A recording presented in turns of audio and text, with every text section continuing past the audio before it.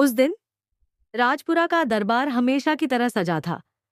सोने का सिंहासन, ऊंची आवाज में बोलते मंत्री और बीच में बैठे महाराज रणवीर सिंह। उन्हें यकीन था कि उनसे ज्यादा ज्ञानी कोई नहीं। लेकिन दरबार के दरवाजे खुले और अंदर आई एक साधारण सी गांव की औरत। उसके हाथ में किताब नहीं थी, डिग्री नहीं थी, बस था जीवन का अनुभव। और उसी दिन एक मुट्ठी भर चावल ने राजा का घमंड तोड़ दिया।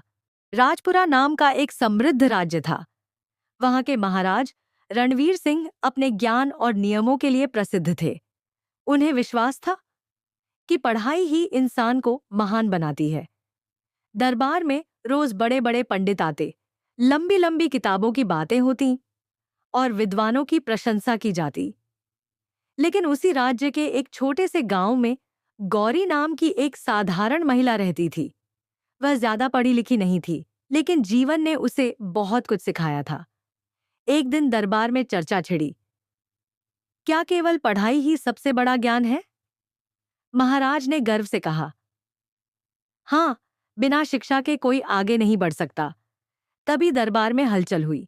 गांव से आई एक साधारण औरत धीरे धीरे कदम बढ़ाती हुई अंदर आई। वह थी गौरी। गौरी ने झुककर प्रणाम किया।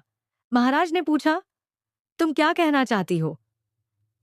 गौरी ने शांत स्वर में कहा, महाराज, शिक्षा जरूरी है, लेकिन अनुभव भी उतना ही जरूरी है। दरबार में हल्की हंसी गूंज उठी। महाराज ने उसकी परीक्षा लेने का निश्चय किया। उन्होंने अपने हाथ में चावल की एक मुट्ठी ली और गौरी की ओर बढ़ा दी। बताओ, इस मुट्ठी भर चावल की क्या कीमत है? दरबार चुप हो गया। गौरी ने चावल को ध्यान से देखा और बोली, महाराज, यह सिर्फ चावल नहीं है, यह खेत है, किसान की मेहनत है, परिवार की भूख मिटाने की ताकत है। दरबार में सन्नाटा छा गया। महाराज थोड़ा गंभीर हुए।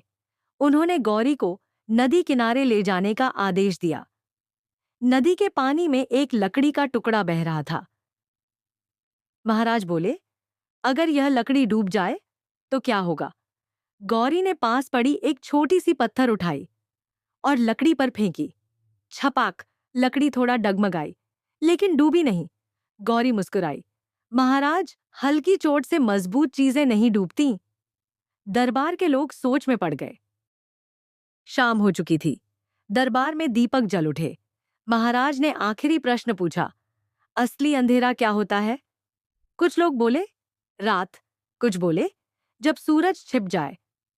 गौरी ने शांत स्वर में उत्तर दिया, असली अंधेरा वह है जब इंसान समझना बंद कर दे, जब वह किसी को छोटा समझे, जब वह अनुभव की कद्र न करे।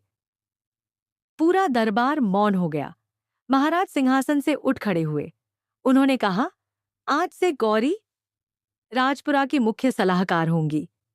नगाड़े बजे, तालियां गूंज उठीं।